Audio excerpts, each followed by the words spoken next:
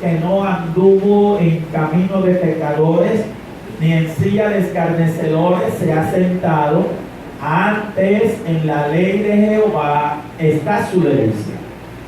Y ese salmo es un salmo que apela al conocimiento de la palabra de Dios. Por supuesto, al conocimiento y a la práctica de la palabra de Dios. ¿Por qué? Porque lo que hace que el creyente se solidifique en Dios, se robustece de la palabra, es lo que permite que crezca y se desarrolle como buen cristiano. Si usted lee todo el salmo, verá que al final del camino dice: es como árbol plantado junto a corrientes de aguas, que da su fruto en su tiempo y su hoja no cae, y todo lo que hace que prosperará. Esa es la maravillosa unción del conocimiento de la palabra de Dios en la vida de los creyentes, y por eso es importante que nosotros aprendamos a conocer la palabra de Dios. Además, el apóstol Pablo dijo: porque toda la escritura es inspirada por Dios y es útil para enseñar, para redarguir, óigame, para corregir en justicia, a fin de que el hombre de Dios crezca, esté preparado para toda buena obra. Y también dice la escritura, hablando el apóstol Pablo al pastor Timoteo: procura tú con diligencia presentarte a Dios aprobado como obrero que no tiene de qué avergonzarse, que usa, que traza bien la palabra de verdad. Por lo tanto, el conocer las escrituras le va a dar a usted fuerza, fortaleza, le va a ayudar a sujetarse, a afirmarse en Dios mismo y en la obra del Señor. No deben tener miedo. El propósito de esta reunión es vertir las preguntas y tener las respuestas que dentro del conocimiento que pueda tener y la ayuda del Espíritu Santo que me pueda dar, vamos a responder. Pero no tenga miedo de preguntar. Le decimos a los estudiantes del instituto que hay personas que creen, que dicen que no pueden preguntar porque tal vez su pregunta es tonta.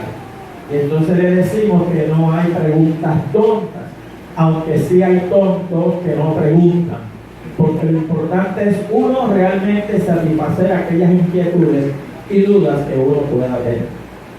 Así que, dicho esto, así mismo como están sentados, los invito a hacer una oración al Señor para que nos bendiga en lo que vamos a hacer en esta noche, y que Dios pueda, a través de su Espíritu y su palabra, bendecirnos. Amén. Señor y Padre nuestro, te doy gracias en esta hora. Agradezco a ti primero esta bendición de estar en este lugar santo, así como a los pastores de esta congregación, a la hermana Ibeliz y a cada uno de los estudiantes de este instituto bíblico, forjadores de la palabra, y así también a los miembros de la congregación que están aquí en esta noche. Ruego tu asistencia, Padre, ruego tu ayuda, y te pido que nos bendigas con gran bendición, y que tu palabra, Señor, selle, marque la vida de cada una y de cada uno de los presentes. Por Cristo nuestro Señor. Amén. Amén. Amén. Bien, iniciamos inmediatamente entonces la ronda de preguntas. Por supuesto, debemos tener un orden para que no se nos confunda. Pero usted puede hacer libre de la pregunta, levantar su mano. No sé si ya habían diseñado algún formato o plan ustedes. Muy bien. Pues entonces lo que vamos a hacer es usted levantar la mano. Si levantan la mano 2 o 3 a la misma vez, pues vamos por supuesto a dar turno, para que de esa manera cada cual tenga su oportunidad. Así que empezamos ya, y la primera pregunta pues la queremos escuchar. No todos a la vez, por favor.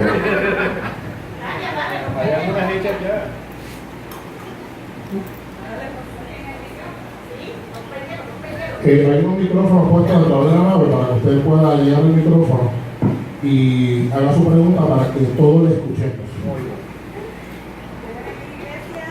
Cuando usted piensa su pregunta, yo debo decirle que esta dinámica surgió dentro del curso de homilética que estábamos desarrollando, que ya terminamos con el grupo del instituto, y surgieron unas preguntas espontáneas, las que pudimos responder, y luego hubo la inquietud de hacer esto, pero por la iglesia. Y esa es la respuesta a por qué estamos aquí en esta noche. Usted es el propósito, el objetivo de esta reunión. Amén. Ahora sí, Dios le bendiga. Amén. Dios le bendiga, pastor. Amén. La pastora me mandó a romper el hielo porque yo le mandé un bombardeo de preguntas por el chat. Pero son preguntas que, como yo le dije a ella, no me son preguntas de niños, pero son preguntas que yo entiendo que son válidas. Se las digo todas a la vez. Puede ir una por una y así la vamos a tomar. Y si son 80, pues yo creo que sería bueno darle oportunidad a los tres. La primera, son dos, son unas cuantas. No importa. La primera es, hay un debate, ¿verdad? La palabra establece unas cosas, pero como usted nos enseñó, ¿verdad? Ahí entra la hermenéutica, cómo vamos a interpretar la palabra. ¿Se va a la iglesia antes o después de la gran tribulación? Y el debate es bastante álgido, pero la Biblia nos enseña que la iglesia sale antes de la gran tribulación. ¿Por qué? Porque la gran tribulación no es un evento para la iglesia. La gran tribulación es un evento para el pueblo de Israel y las naciones adversas o paganas a Dios. Y Dios tiene juicio con la nación de Israel y tiene juicio a su vez con las naciones. Y ambos juicios se van a desarrollar durante la gran tribulación. Por lo tanto, la iglesia va a ser quitada. Eso nos lo dice Pablo en la carta a los Tesalonicenses, cuando dice que al momento hay quien detiene la manifestación del anticristo. La manifestación del anticristo va a ocurrir durante la gran tribulación. ¿Quién es ese? Pablo no lo dice, pero todos lo sabemos. Es el Espíritu Santo. El Espíritu Santo que está en la iglesia. ¿Por qué? Porque el Espíritu Santo, recuerden que desde que creímos fuimos sellados con el sello de la promesa, o sea, el Espíritu Santo. Y Pablo dice, el apóstol, no contristeis al Espíritu Santo de Dios, con el cual fuisteis sellados para la redención. Entonces, Dios lo que va a hacer es sacar, a tomar a la iglesia, elevarla por su Espíritu, y aquí quedarán entonces, por supuesto, la iglesia apóstata y también Israel y las naciones paganas. La segunda pregunta, la segunda pregunta es, ¿quién se cree que es el anticristo? Y la tercera pregunta es si se sabe o si se ha hecho, ¿verdad?, algún estudio, si haya habido alguna revelación de qué vamos a hacer en el cielo. ¿Qué vamos a hacer en el cielo? La Biblia registra, ¿verdad?, que vamos a estar adorando al Señor, pero yo había escuchado, ¿verdad?, en cierto programa de televisión y me creó la duda. Este predicador decía que nosotros no vamos a estar como autómatas diciendo santo, santo, santo, santo todo el tiempo, sino que nosotros vamos a tener cierto tipo de rutina, si así se le puede llamar, que vamos como cada uno por lo que sembró aquí, ¿verdad?, y cosechar allá.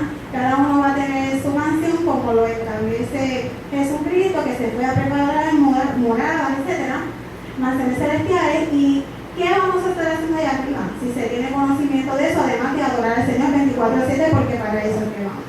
Oye, la primera pregunta fue ¿cuál? La anterior a esa. ¿Quién se cree que es el anticristo? Okay. Respecto del anticristo, declarar una persona en particular es imposible.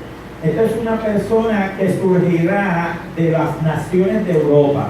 El profeta Daniel nos habla respecto de esa profecía. Luego podemos robustecer eso con citas bíblicas, por supuesto, porque como yo no sabía cuál era la pregunta, pues no vinimos preparados para demostrarlo. Pero yo tengo, de hecho, una conferencia completa sobre escatología que puedo poner una copia y ustedes pueden luego copiar. Pero ¿quién es el anticristo o quién será el anticristo? Eso no se sabe. Ahora, sí, lo que sí se sabe, bíblicamente hablando, es que surge del continente europeo, de la formación de las naciones que dieron paso luego de la terminación del Imperio Romano. Eso está claro en Daniel.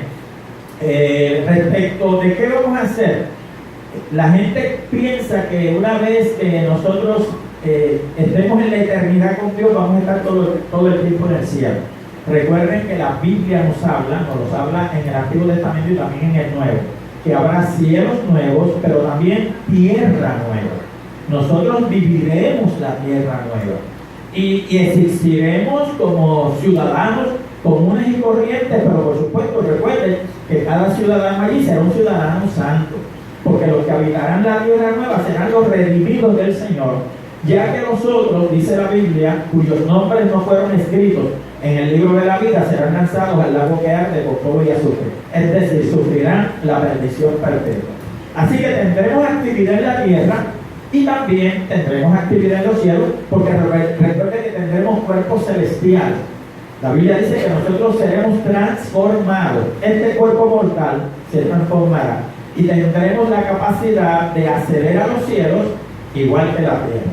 Así que nuestra actuación o dinámica no será como muchos piensan, que gracias Dios, te bendigo Señor, aleluya. No, eso puede ser parte como lo hacemos ahora, pero no necesariamente todo el tiempo y mucho menos toda la eternidad. Bien.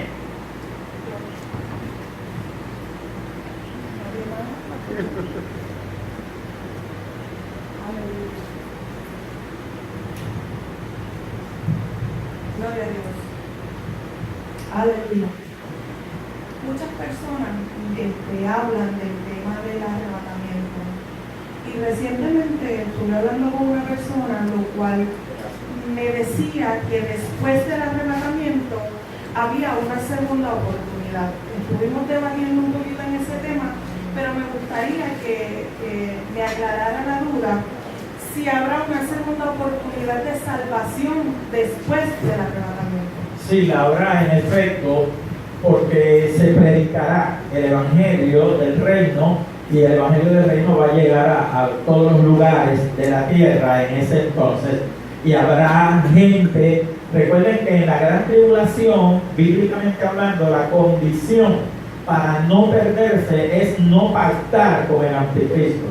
Por eso dice que aquellas personas que habían recibido la marca del anticristo fueron dejados a un lado, lo que quiere decir que no son contados junto con los que resucitan, porque hay dos resurrecciones: la resurrección de los que resucitan para salvación y la resurrección de los que resucitan para condenación, porque todos vamos a resucitar. Pero la realidad es que en ese sentido nosotros vamos a despreocuparnos de lo que puede ocurrir en la tierra, porque queremos formar parte del primer grupo. Recuerden esto, ¿no? Hay gente que dice, pero está bien, yo si me descuido no hay problema, porque yo me quedo para el segundo viaje. El segundo viaje es la segunda oportunidad en la gran tribulación. Pero si ahora, con facilidades, con comodidades, con carros, con templos abiertos, con emisoras de radio, con emisoras de televisión, se nos hace tan difícil servirle al Señor, mucho menos durante la tribulación, porque la tribulación será un proceso de juicio que afectará no solamente a la humanidad, sino a la naturaleza toda, el cosmos, la tierra, los mares, los animales y los seres humanos. Será tiempo. Bueno, mire cómo lo definió Jesús. Dijo Jesús, porque habrá gran tribulación cual nunca ha habido sobre la tierra ni la habrá. Así que con esa definición que Jesús le dio, usted tiene una idea de cuán terrible será. Pero sí habrá mucha gente que durante la gran tribulación, habiendo tenido conocimiento previo porque era miembro de alguna iglesia y se apartó por las razones que hayan sido, o personas inconversas que al fin y al cabo van a percatarse de lo que está ocurriendo, van a tener la oportunidad de recibir esa palabra que se va a predicar durante la gran tribulación, pero a su vez también no van a querer hacer pacto con el anticristo, que es el gran problema. O haces pacto con Dios o haces pacto con el anticristo. Todo lo que hagan es pacto con el anticristo y se dejen sellar para poder disfrutar de comprar, de vender, de pasear, porque se deje sellar no va a tener dificultad para nada. El que no se deje sellar, lamentablemente tendrá que huir por su vida, posiblemente sea asesinado por el grupo que dirigirá el anticristo y ya no habrá oportunidad para esas personas. Así que hay una segunda oportunidad, pero será con dolor, con mucha agonía, con mucho sufrimiento. con muchas limitaciones y quizás viendo cómo asesinan a su propia familia delante de Dios. Y sin el consuelo del Espíritu Santo. Después de todos estos eventos se habla del reino milenario de Jesucristo. Pero después dice que después de esos 1000 años se volverá a soltar el enemigo. ¿Por qué? ¿Y cuál es el propósito de Dios para eso? Muy bien, sí. En efecto, el proceso es el siguiente. Estamos ahora aquí, vendrá el rapto, iniciará la gran tribulación, que son 7 años estipulados en las Escrituras, 7 años naturales. Al cabo de los 7 años ocurre el regreso de Jesucristo, lo que se llama la segunda venida de Jesús. Y Jesús viene entonces a instaurar el milenio. ¿Cuál es el objetivo del milenio? El objetivo del milenio es restaurar a la nación de Israel, porque las promesas que están sobre Israel se tienen que cumplir. Dios va a restaurar a la nación de Israel y la nación de Israel va a ser la primera potencia mundial entonces, porque el poder de las naciones, incluso los Estados Unidos y Rusia, será quitado. Entonces, en ese proceso, lógicamente, pues Cristo reina teniendo como eje, como centro, la ciudad de Jerusalén aquí en la tierra, en el Medio Oriente. Ahora, durante los 1000 años, dice la Escritura, que Satanás será atado. Atado significa impedido, por supuesto, porque Satanás es un espíritu y no se puede atar. Pero la manera de atarlo es que será impedido. ¿Quién lo va a impedir? Dios. Recuerden esto si lo saben y si no lo saben, apréndalo. Satanás está sujeto a Dios. Responde al permiso que Dios le pueda conceder en el pasado, en el presente y en el futuro. Por eso será impedido de actuar. ¿Por qué? Porque Cristo va a tener un reino milenial de paz, según lo cuentan los profetas. Al cabo de los 1000 años se suelta Satanás porque todavía falta un evento que hay que cumplir, y es someter a las naciones del mundo que no se sujetaron a Cristo durante el milenio, porque muchas naciones se van a someter, pero cuando usted lee el reinado de Cristo, dice que se le dio un cetro, una vara para juicio, y ese cetro lo que significa es que el Señor va luego a someter a esas naciones que no se sometieron al Señor y destruirá el poder de esas naciones, y entonces es que ocurre la resurrección total, la resurrección de los justos que murieron en la gran tribulación y la resurrección de los inconversos e impíos, pecadores que no habían resucitado porque no iban a ser parte del milenio. Todos resucitan para el juicio final. En el juicio final es donde se decide el fin de los impíos, no de la iglesia, porque la iglesia va a ser evaluada. No sé si fue Felipe que hizo la pregunta o la hermana primero que habló. Cuando la iglesia sea levantada en el arrebatamiento de la iglesia va a pasar por 2 procesos. Uno, el tribunal de Cristo. El tribunal de Cristo no es un tribunal para juzgar obras, porque se supone que si el creyente fue levantado, no tiene nada de que ser juzgado. Y la otra es las bodas del Cordero. Las bodas del Cordero es la relación perpetua que se forjará entre Dios y los creyentes, entre Dios y la iglesia. Es decir, ya nada nos separará de Jesucristo. Esos 2 procesos se van a llevar durante los 7 años en el cielo, mientras en la tierra ocurren los procesos de la gran tribulación.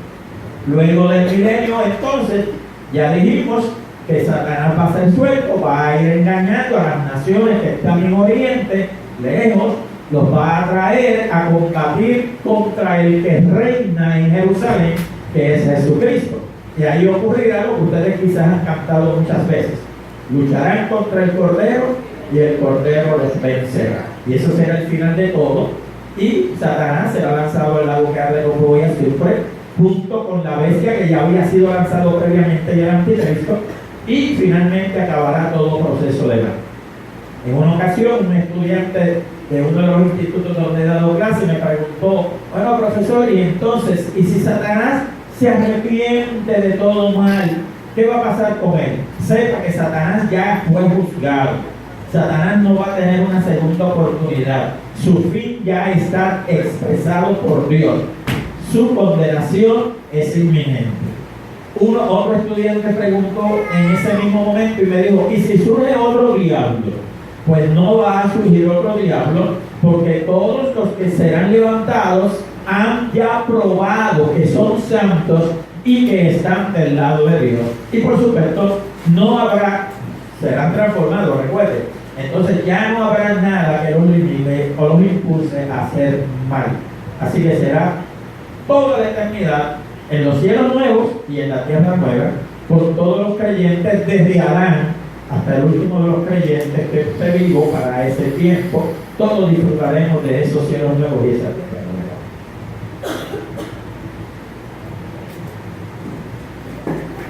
Dios te bendiga. Amén. El tercer cielo, ¿dónde queda? El tercer cielo queda arriba, por supuesto. Cuando la Biblia habla del tercer cielo, el primer cielo es el que podemos ver con nuestros ojos naturales. El segundo cielo es el a donde van los astronautas, ese que llaman ionosfera o estratosfera. Y el tercer cielo es el lugar del paraíso de Dios, en donde están los que han muerto salvos. No es el cielo de Dios, porque el cielo de Dios está mucho más allá de ese tercer cielo. A ese tercer cielo fue al que fue Pablo, que aunque no dice su nombre, dice, conozco a un hombre, sin el cuerpo no lo sé, o fuera del cuerpo, pero que subió al tercer cielo, donde le mostraron y se le dieron a conocer cosas imposibles de poder explicar al oído humano. Pero ese tercer cielo está luego de todo ese vasto universo que todavía la ciencia no ha podido ni tan siquiera descubrir la mitad de lo que existe allá arriba. Así que está precisamente arriba. Bien. Voy yo de nuevo. Venía el programa allá, pero está bien. Luego cuando José termine, tú puedes pasar. Si cuando hubo la guerra en los cielos, todo Satanás y su ejército fueron echados fuera, porque cuando se dice echados es con violencia, fueron echados fuera y estaban entonces en la tierra. Cuando él habla con Dios en Job, ¿dónde está Satanás? ¿Está en la tierra? ¿O esa conversación es que Sí. puede tener todavía acceso a Dios? No, el libro relata la experiencia como si Satanás llegara al cielo de Dios. La realidad es que el lenguaje en que muchos libros de la Biblia están escritos pueden dar una impresión que no es la realidad. Satanás y sus ángeles fueron lanzados, dice la Escritura, de los cielos. Una parte de ellos está actualmente en los aires. Eso es lo que dice el apóstol Pablo cuando escribe a los Efesios, que le dice a la iglesia, porque no tenemos lucha contra sangre y carne, sino contra principados, potestades, gobernadores de las tinieblas, malicias espirituales en los aires. Pero hay una parte de ángeles que según los exégetas se cree que son ángeles de aquella rebelión que tenían rangos superiores. Esos están guardados en prisiones de oscuridad. De eso nos habla Judas, el que escribe la epístola, y el apóstol Pedro. Ambos nos dicen que esos están reservados para el día del juicio. El día del juicio es el día de la gran tribulación. Habrá un periodo de 5 meses durante la gran tribulación donde estos elementos serán sueltos del abismo y subirán a la tierra y tendrán la autorización de Dios para atormentar a la gente. Durante ese tiempo podrá la gente intentar quitarse la vida, pero no hallará la muerte, porque el diseño de Dios es para castigar la perversidad del género humano en eso precisamente que son afectados. Así que esos demonios de rangos superiores, fuertes, temibles, están preparados en esas prisiones de oscuridad que Dios ha diseñado para prepararlos para ese día del gran juicio en la gran tribulación. Será tan destructivo su poder y será tan terrible que la gente deseará morirse, dice Apocalipsis, pero no hallarán la muerte. Los otros pues están por ahí dando candela todos los días de la vida y de los cuales tenemos que cuidarnos, y tratar de no darle lugar, como dice Santiago, no deis lugar al diablo, porque al darle lugar nos buscamos problemas entonces con él. Bien, había un hermano allí, ok. Hermano, Dios le bendiga. Amén. Sin obras no se llega al cielo. El que no muestra su fe con obras peca. Vamos a discutir eso porque lo discutimos hace poco en el instituto. Santiago habla de esa fe que él menciona y Pablo habla de la otra fe. Está hablando de conceptos distintos. Pablo habla de la sola fe en Jesucristo. Y él dice que el que cree en Cristo no tiene que hacer ninguna otra cosa para salvarse. Eso no significa que luego haga trabajo para la obra de Dios, que siga sirviendo al prójimo, que ayude al semejante. Pero para salvarse, Pablo dice que la sola fe en Cristo salva. Santiago habla de esa fe periódica, de esa fe cotidiana, de esa fe que tú tienes para todos tus asuntos. Entonces dice que el que dice que tiene fe tiene que demostrarlo, que no puede ser que uno diga, yo tengo fe, yo tengo mucha fe, pero luego cuando está enfermo va y se compra 2 o 3 aspirinas o va al médico para que lo atienda, ¿no? Pero si tienes fe, tienes que demostrar primero tu demanda de Dios, exigir de Dios y luego entonces resolverlo de la manera humana como puedas hacerlo, de la misma manera para todas las otras situaciones. Así que la fe que salva es única y no hay que hacer obras. Pablo lo dice así porque él está haciendo una comparación con la ley, porque la ley decía que para ser salvos necesitaban hacer obras, tenían que cumplir rituales, cumplir ceremoniales, hacer observación de las leyes, circuncidarse, guardar el sábado, hacer práctica cotidiana. Pablo dice, no, mira, para salvación solamente cree en Cristo y ya. Ese es el único requisito para tu vida. Bien. ¿Alguien? Si luego de la respuesta la persona que formula la pregunta no queda satisfecho o tiene alguna inquietud, la puede hacer con confianza.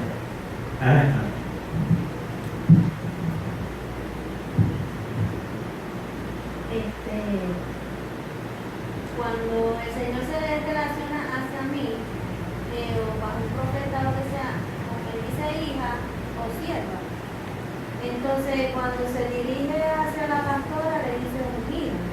Entonces, ¿cuál es el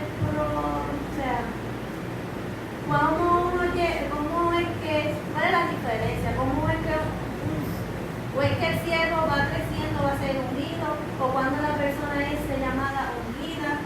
No sé si me entiende lo que quiero decir. Todos somos siervos. No importa que te digan que eres apóstol, reverendo, obispo, qué sé yo, lo que sea. Todos somos siervos. La palabra siervo significa esclavo en el lenguaje bíblico y se refiere a que todos tenemos que servir al Señor. Así que el título eclesiástico o título ministerial no tiene absolutamente nada que ver con lo que es nuestra relación con Dios. Ahora, si en algún momento algún profeta dirigiéndose a la pastora le dice ungida, se está refiriendo a que ella fue, o cualquier pastor que sea, ungido para el ministerio pastoral. Porque la unción en la vida de las personas es para distintas ocupaciones y ministerios. En el Antiguo Testamento se ungía para profeta, para sacerdote y para rey. En el Nuevo Testamento se ungía para los enfermos y para enviar misioneros al exterior. Pero ungido lo que significa es que tiene la aprobación de Dios y que Dios lo va a separar. No porque tiene el Espíritu Santo, porque todos tenemos el Espíritu Santo. Y todos en ese contexto somos siervos del Altísimo. Ustedes están siervos como lo soy yo.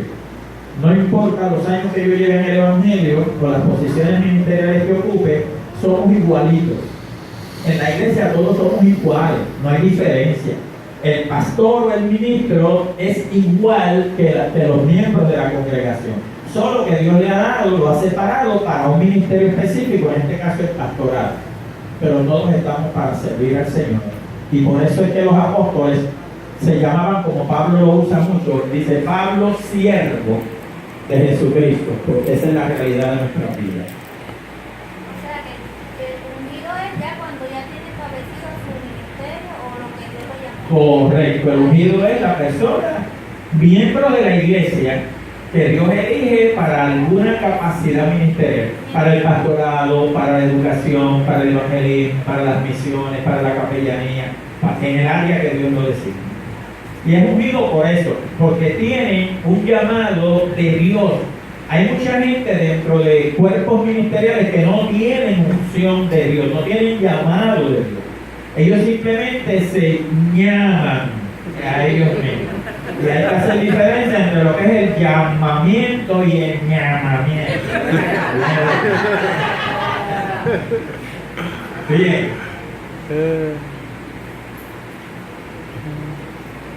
Señor bendiga.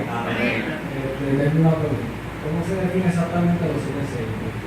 Los 7 sellos son juicios. Los juicios que van a venir durante la primera parte de la gran tribulación. Hay 3 ciclos de juicios, son 21 juicios en total. 7 sellos, 7 trompetas y 7 copas.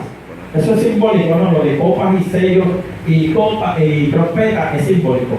Pero lo que significa es que hay 7 sellos primero, luego vienen los 7 sellos de las trompetas, juicios, es decir, que hay 14 juicios, y luego vienen los juicios de las copas, que serán 7 más, serán 21 juicios en total. Y va en escala. Según va subiendo, es más duro, más difícil el juicio que viene. Pero los sellos son esos, son juicios que van a ocurrir durante la gran tribulación. Yo le bendiga, pastor. ¿Dónde está? Aquí en los oídos. Esta pregunta la hizo un niño y yo la voy a leer. Dice que el cielo nuevo y tierra nueva comprende todo lo que conocemos como universo o solo la tierra. No, exactamente. Todo lo que Dios creó, dijo, fue que bueno. Y vio Dios, y dijo Dios sea la luz, y fue la luz. Y vio Dios que la luz era bueno. Y dijo Dios sean las plantas y semillas de los árboles. Y fueron las semillas de los árboles, etc. Y vio Dios que era bueno. Todo lo que Dios hizo es bueno. ¿Por qué Dios va a pasar por un proceso de purificación toda la tierra y los cielos que conocemos? Porque esto ha sido contaminado. Primero por Satanás y sus ángeles o demonios, y luego por la maldad del hombre. Pero Dios va a tomar la creación que él hizo y la va a llevar a un estado pristino, en su estado original. Recuerden que el apóstol Pablo en el capítulo 8 dice: la creación gime a una, esperando el día de su redención. Y no solamente ella, dice el apóstol allí, sino nosotros también esperamos la redención de nuestros cuerpos. Así que lo que nosotros conocemos ahora va a pasar. Jesús lo dijo: el cielo y la tierra pasarán. Pasarán en lo que se refiere a lo que nosotros conocemos, a lo que nosotros sabemos que existe, pero serán renovados totalmente, serán procesados para convertirlos en cielos nuevos y en tierra nueva, donde mora la justicia divina y donde el hombre y la mujer podrán interactuar. Lo que no habrá, lo explicamos en el instituto, es que no habrá vida social en términos de matrimonio. Las multitudes que se congreguen entonces se conocerán como si usted conociera a una persona de mucho tiempo, pero no habrá relación. Por supuesto, tampoco habrá reproducción. Los que fueron salvos se quedan salvos. Recuerden que no va a haber ¿qué? Muerte.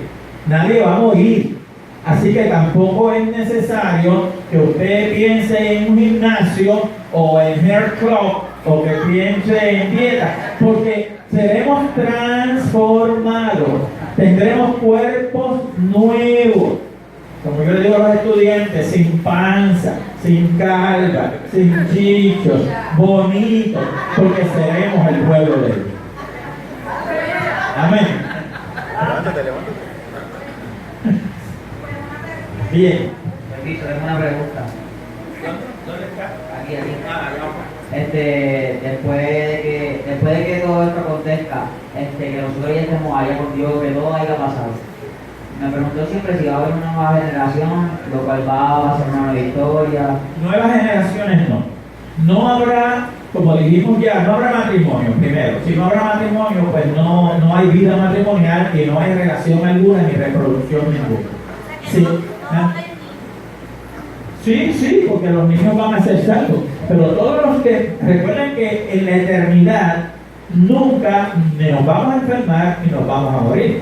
Por lo tanto, todos los que fueron salvos en su estado cronológico, de edad cronológica, se mantendrán niños, jóvenes, adultos, mujeres, hombres, pero no habrá más reproducción ni más vida matrimonial social sobre la tierra. Porque recuerden que el matrimonio, la reproducción y la vida social son cosas que pertenecen a la tierra, a la materia. Y ya nosotros habremos trascendido de la materia hacia lo celestial. Por lo tanto, estaremos viviendo como lo vivieron Adán y Eva, ¿no? Recuerden que Adán y Eva vivieron una vida conyugal libre de cualquier situación que los pudiera afectar, incluso hasta de sexo.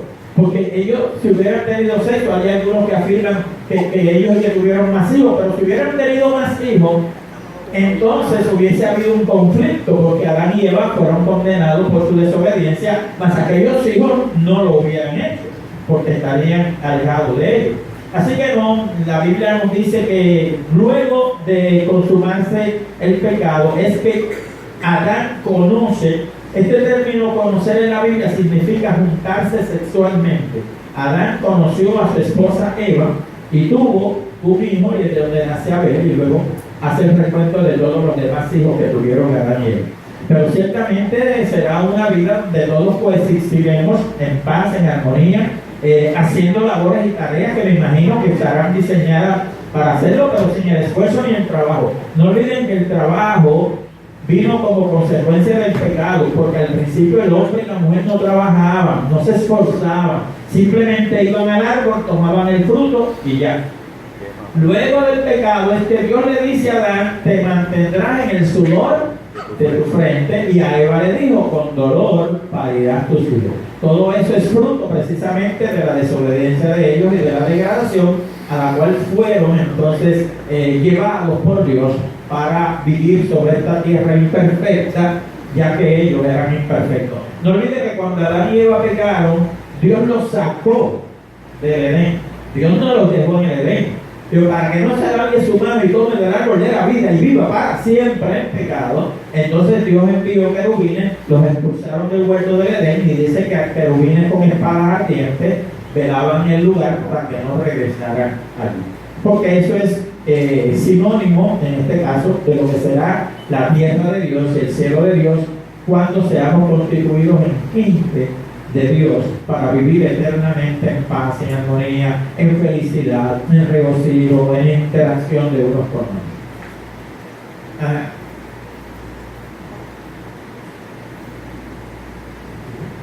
Es una pregunta que siempre nos hacen a nosotros los creyentes y a veces no sabemos cómo contestarle. Que nos dicen: si Dios existe, ¿por qué en África hay tanta muerte, niños muriendo por hambre y todo sucediendo todas esas cosas en África, en Haití y todo eso? Claro, porque las consecuencias de lo que los seres humanos viven son las consecuencias del pecado sobre la tierra. Satanás, dijo Jesús, el ladrón vino para hurtar, matar y destruir. Entonces, hemos explicado en la clase a los hermanos que asisten a las clases que Dios es un Dios que cuando nos creó, igual que a los ángeles, nos creó con libre albedrío. El libre albedrío es la capacidad que todos los seres humanos tenemos para determinar, elegir, escoger. Dios espera que uno haga las mejores decisiones, pero lamentablemente el hombre escoge muchas veces las malas decisiones.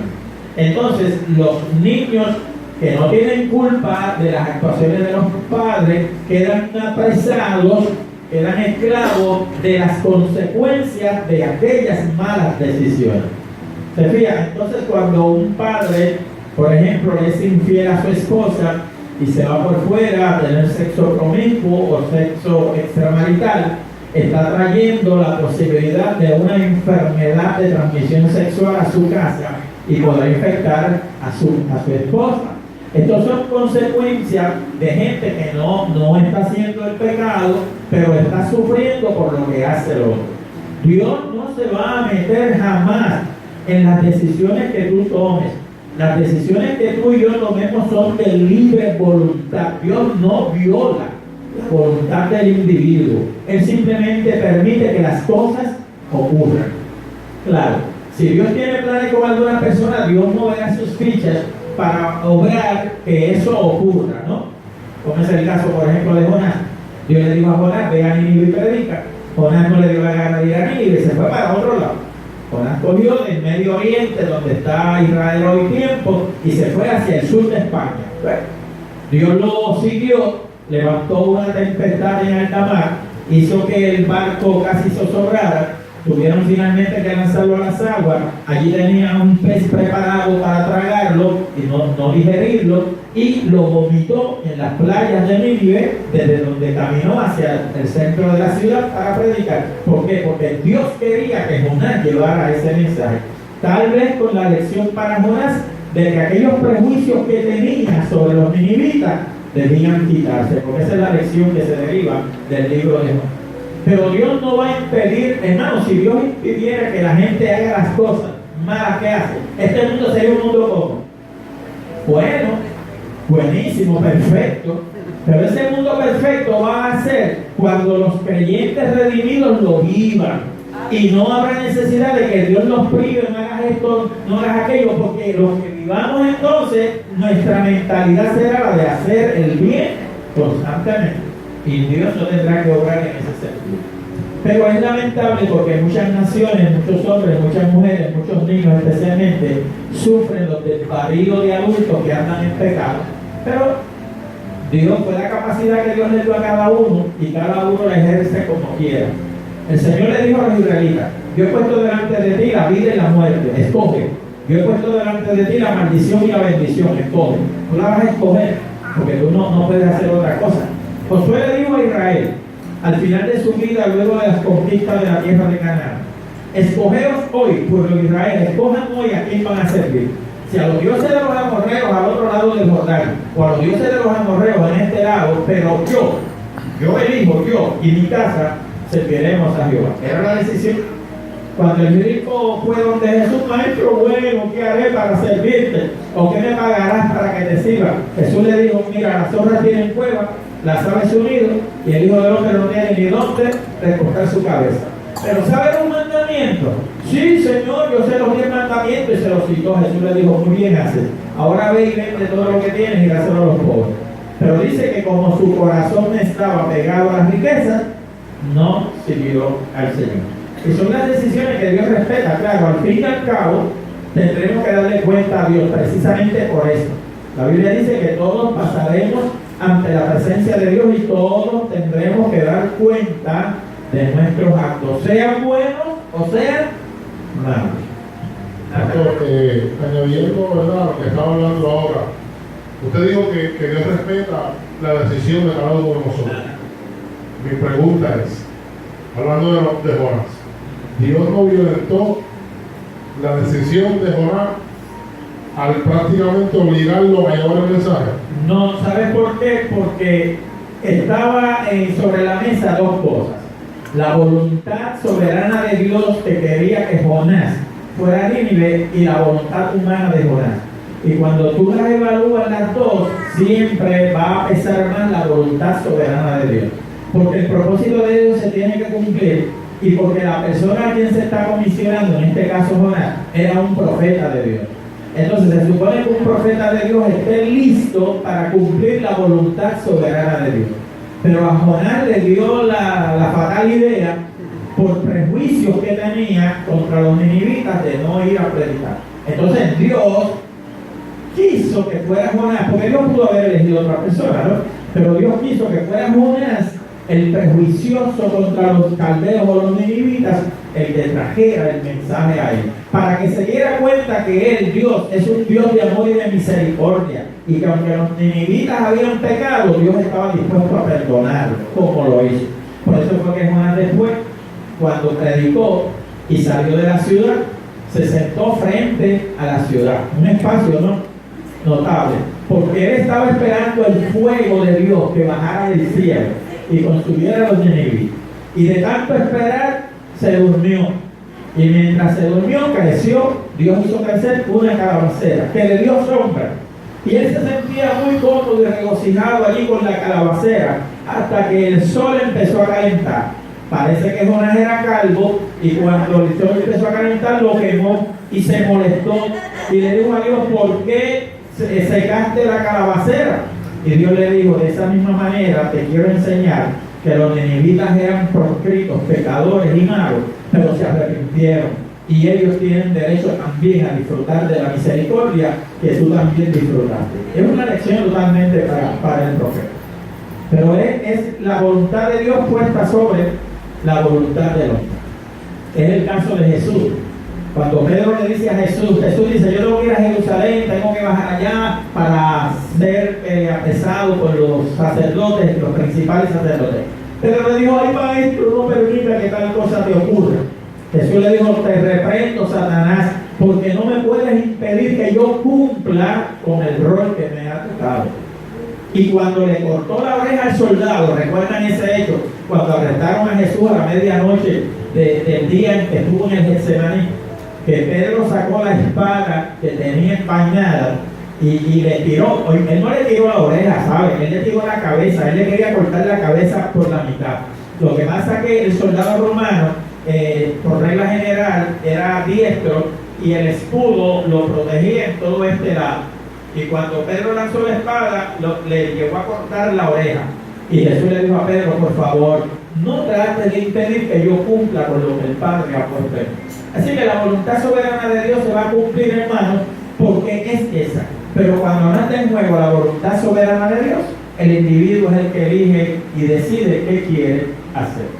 Por eso la Biblia dice también que tu pecado, hablando del que peca, tu pecado te alcanzará. ¿Qué es eso?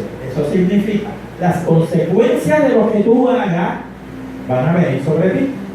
¿Quieres destruir tu vida con drogas, con cigarrillos, con alcohol, con sexo promiscuo? Ok, algo. Pero las consecuencias de esas cosas te van a alcanzar. ¿Cuáles son las consecuencias? Pues las enfermedades. ¿Estás bebiendo ron? Vas a tener cirrosis del hígado posiblemente. Estás fumando, vas a tener cáncer pulmonar. Estás teniendo sexo promiscuo por ahí con quien quiera, sabes que van a haber enfermedades de transmisión sexual. O sea, la vida es esa. Eres un jugador empedernido, sabes que las consecuencias de perder todo lo que tienes te van a alcanzar. Eso es el pecado que alcanzará. Las consecuencias de lo que hagas te van a alcanzar tu vida, tu familia, lamentablemente, que es lo que está pasando con muchas familias y con muchas naciones en muchas partes del mundo. Bien. Dios le bendiga, iglesia. Me estaba preguntando acerca del principio que lo que iba a hacer antes del cielo, el espíritu, ¿verdad? Que Dios cuando creó a Adán y Eva, que fue el comienzo de todo. Eso iba a ser el cielo antes de que Satanás estableciera lo que él tenía para... ¿El cielo? No, el cielo estaba constituido. Dios lo había constituido de la manera como lo conocemos ahora, ¿no?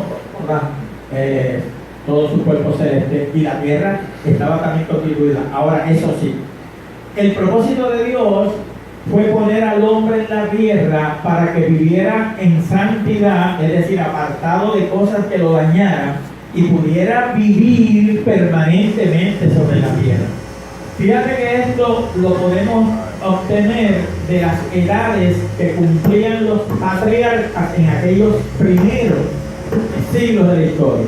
Como por ejemplo, Matusalén vivió 960 años, Adán vivió 930 años, otros vivieron 800, 700, pero a medida que el pecado fue abundando, las edades fueron bajando, al punto de que llegaron a las edades en que nosotros, a los 70 y pico de años promedio, ya nos vamos a morir. Y la otra pregunta es, una vez tenemos lo que usarlo y ahora puedo usar los resultados de Cristo, ¿cómo pueden reconocer a las personas que sean comunidades, familiares? Sin relación. No, ¿seremos capaces de reconocerlos? Sí, reconocerlos, pero sin afiliación o relación ninguna. Yo le explicaba a los muchachos del instituto Usted va, por ejemplo, a un país donde hablan un idioma distinto al que usted habla. Y usted está paseando, está visitando y está, digamos, de pronto va a un supermercado a comprar alguna cosa. Y mientras usted está allí mirando los productos, usted oye en sus espaldas que hay dos personas hablando y uno le dice: oye chico, ¿cómo está? Era, ¿te acuerdas que allá en San Germán? Y usted inmediatamente mira, y cuando sabe que son boricuas, usted se identifica inmediatamente con esas personas. Usted no los conoce, usted no sabe quiénes son, usted nunca ha convivido con ellos, pero el hecho de que son boricuas en un país extraño les hace identificarse. Ese tipo de identificación es el que vamos a tener durante los cielos nuevos y la tierra nueva, porque recuerden, nosotros no conocimos a ninguno de los patriarcas, ni de los sacerdotes, ni de los profetas del Antiguo Testamento, ni aún a Cristo, ni a los discípulos.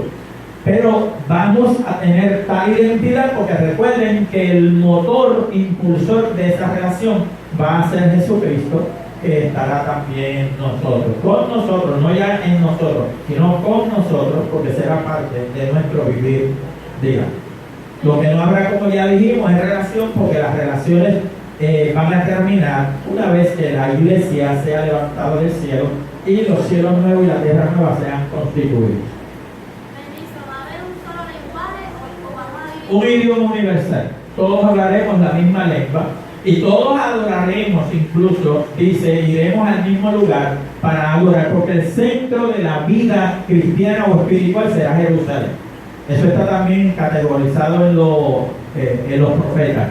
Jerusalén será el centro neurálgico de toda actividad, y todas las naciones, es decir, todas las personas de otros hemisferios o de otras zonas geográficas, todos irán a adorar allí al Señor, no a Dios. Pero se hablará un solo idioma, porque entonces recuerden que los idiomas es producto de la rebelión. ¿Por qué nacieron los idiomas? Porque un grupo de personas se empeñó en construir un lugar para estar juntos, y Dios confundió sus lenguas. Ahí es donde nacen los idiomas y en donde nacen las zonas geográficas.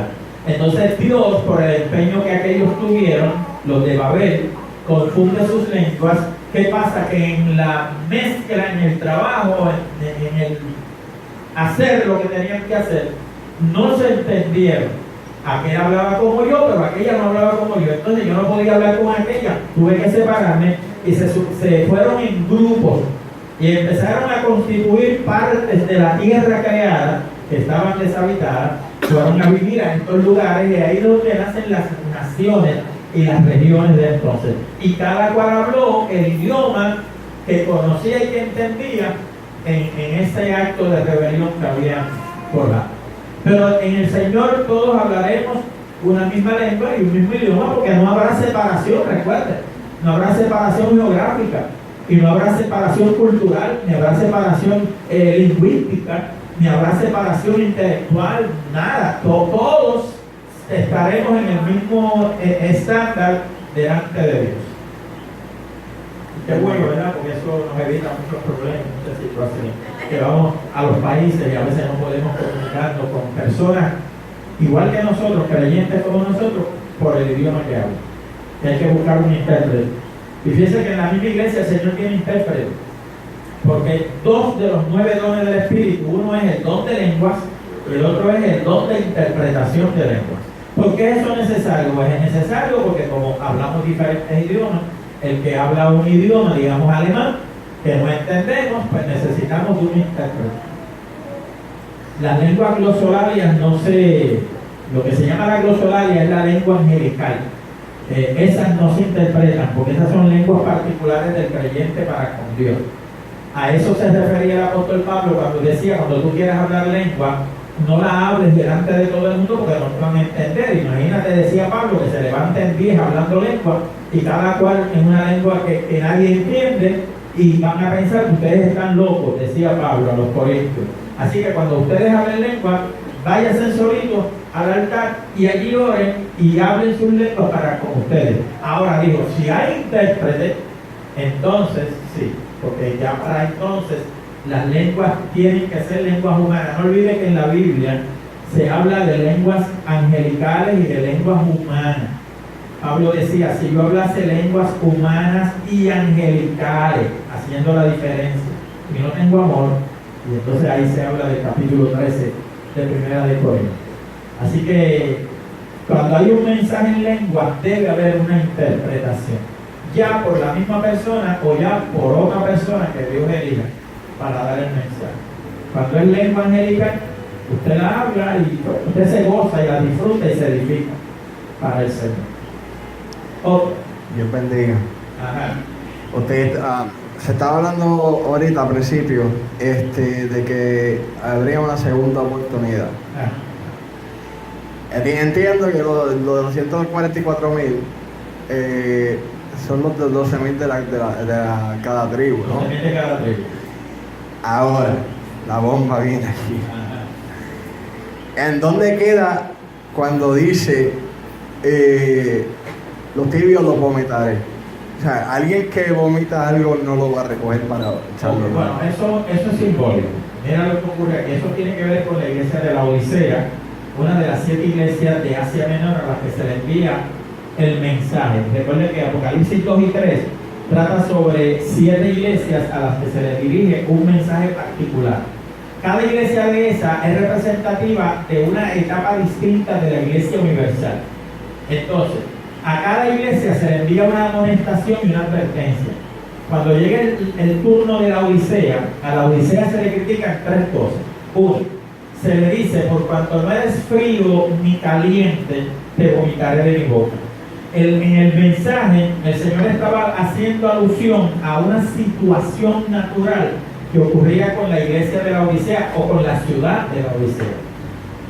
La ciudad más cerca a la Odisea era Hierápolis. De Hierápolis salían las aguas por vías de conducto que llegaban hasta la Odisea. Pero en el trayecto, por la temperatura del sol, cuando las aguas llegaban a la Odisea, les daba a la gente como náusea y no podían beberlas algunos de ellos. Dios, o el Señor, utiliza esa situación natural para decirles a ellos: ustedes son unos tibios espirituales, porque ustedes se hacen pasar como buenos cristianos, pero no lo son. El problema con ustedes es que no buscan de mí, pero les gusta el mundo. Están en la iglesia, se hacen pasar como cristianos, pero les gusta el mundo. Entonces, esos son los que el Señor llama, de manera metafórica, los tibios. A los tibios los vomitaré de mi boca. Las otras 2 situaciones es el colirio, cuando le dice: y unge tus ojos con colirio para que veas. Porque la Odisea era rica vendiendo una especie de ungüento llamado colirio para los ojos, y se vendía mucho. Entonces les recordó el Señor: así como ustedes compran y venden el colirio para que sus ojos estén sanos, así aprende a depender de mí, a ver de mí, a comprar de mí, que puedas limpiar tus ojos espirituales para que puedas ver. Apocalipsis es un libro escrito en 5, en un 92%. Solo un 8% del libro es en lenguaje natural, pero el 92% es simbólico. Por eso hay interpretando que tener mucha cuenta, que no te traiga problemas. La otra situación a la Odisea es la de las ropas. Ellos vendían unas telas muy especiales que vendían en la Odisea, y cuando llegaba el día principal del culto, iban las mujeres en frinfollar con los mejores trajes, porque era una ciudad comercial muy rica. Y entonces el Señor le dice: tú crees que eres rica y te dices que eres rica, pero no te das cuenta que eres una pobre, cuitada, miserable, que necesitas vestirte porque estás desnuda. Pero todo eso es metáfora que usa el lenguaje bíblico en ese momento para referirse a esta iglesia de la Odisea. O sea, no tiene que ver, por supuesto, en lo que es la filiación de la iglesia tibia. A los que se les puede considerar cristianos tibios son los cristianos que vienen a la iglesia, diezman, oran, cantan, participan de las actividades, pero cuando hay algún bebé por allá, se van también por allá. Ustedes no han sabido de cristianos que cuando llega el verano se ausentan de la iglesia. Y eso te iba a decir, y en las navidades se ausentan también. Y luego regresan. Esos son los cristianos que están en los 2 lados, ¿no? Y a lo que Dios llama tibio. A eso, dice el Señor, los vomitaré de mi boca. Por supuesto, a cualquiera que el Señor deseche, ya no tiene oportunidad, ni en la gran tribulación, ni aquí, ni en ningún sitio. Porque es desechado, pasó con Saúl. Dios desechó a Saúl. Le dijo a Saúl, yo no quiero tener más cuenta contigo, yo no voy a buscar uno mejor que tú. Y fue David el que buscar. Y cuando le tocó ir al conflicto militar con los filisteos, en la última parte de su vida,